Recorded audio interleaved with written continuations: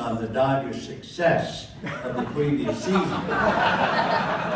It is rather obvious to me that we had a wonderful year this year because of your presence here tonight.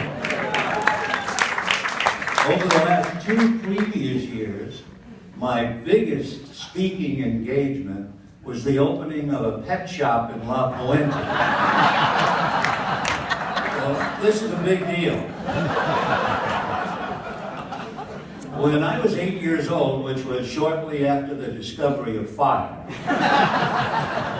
the good nuns, the Sisters of Charity, taught me, and was sometimes not charitable at all. I was left-handed. And yes, when I was in school, you were not to be left-handed. In fact, if you look it up in Latin, I believe sinistra is the Latin word for left, which we get sinister.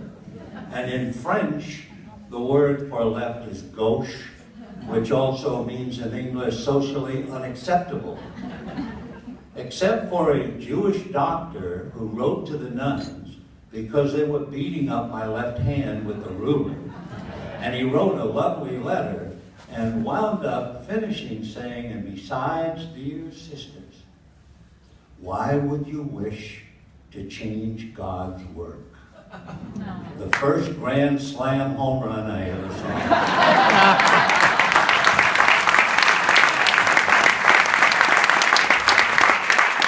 In that letter, he explained to the good sisters that should they force me to be right-handed, I could very well stutter, which would have changed my life completely. Obviously. If you saw the movie, a wonderful movie, The King's Speech, it was about King George VI, and it was all about how he stuttered. And I had read that book 30 years ago, and in it was quite a story about the fact he was naturally left-handed. They only mentioned that once, briefly, in the movie. He was a left-handed forced to be right-handed. So although I had this marvelous Catholic education, I was also very fortunate thanks to a Jewish doctor. In 1956, the Dodgers won the pennant, lost to the Yankees in the World Series. It was ever so. And we were invited to go to Japan. So the Dodgers went to Japan, and they asked me, you can come, and I was thrilled. And then I found out that Ralph Branca, a Dodger pitcher, married a lovely girl whose maiden name was Mulvey, Ann Mulvey. Ann's father was a Knight of Malta and was a great contributor to the Catholic Church. And Jim Mulvey set it up for a papal audience for Ralph Branca, his bride Ann, and myself. Well, as soon as I told my red-haired, excitable Irish mother that I was going to have an audience with the Pope, you can imagine the reaction. Oh, Vinny, she said, remember everything. Just remember everything. And then I said, Mom, I will try the best I can. I will tell you everything that I can possibly remember. So there we are in Rome. It's the night before the audience. Sure enough, the beefeater arrived at Mr. and Mrs. Branca's suite, had the little plate with the invitation on it, and we were accepted. We were going to have an audience the next day. So the three of us arrived at the Vatican, and they put us into a small room, but it was like a museum. It was full of gifts down through the ages that kings and emperors and sultans had given various popes. And they began to move us from room to room. And there were only 14 of us. An audience of 14 with the Pope to me would be like eating in the kitchen with Barack Obama. We're moving and moving. And finally we realized we are now in a room next to the papal apartment. And it's Sunday, and it's a bright, shiny day, and in comes Pope Pius XII.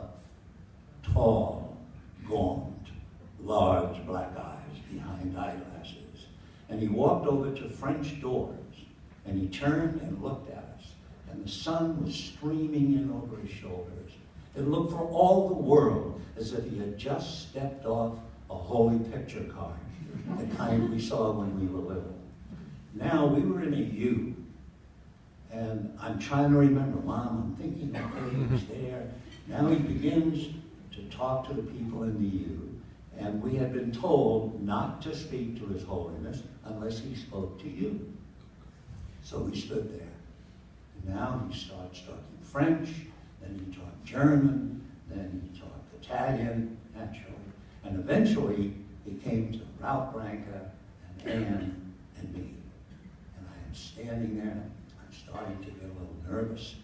And Anne breaks the rule. She said, Your Holiness, would you bless my family? Which he did. He then turned to Ralph Branca, and he said to Ralph, Where are you from, my son? And Ralph said, Mount Vernon, New York, Your Holiness. Oh, yes? He said, I know, north of the Bronx. Ralph said, That's right. And now he turns to look at me.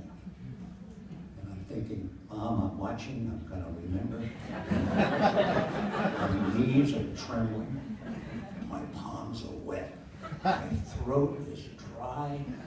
He looks at me and he said, Are you with them?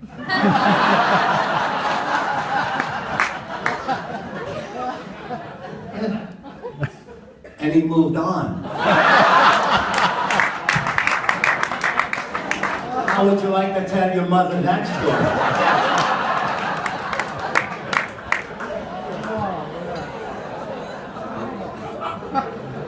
They say I'm being honored tonight. I'm being honored by your presence. And if Christ himself came down here tonight and said to me, Who are you? I would say from the bottom of my heart, I'm with them.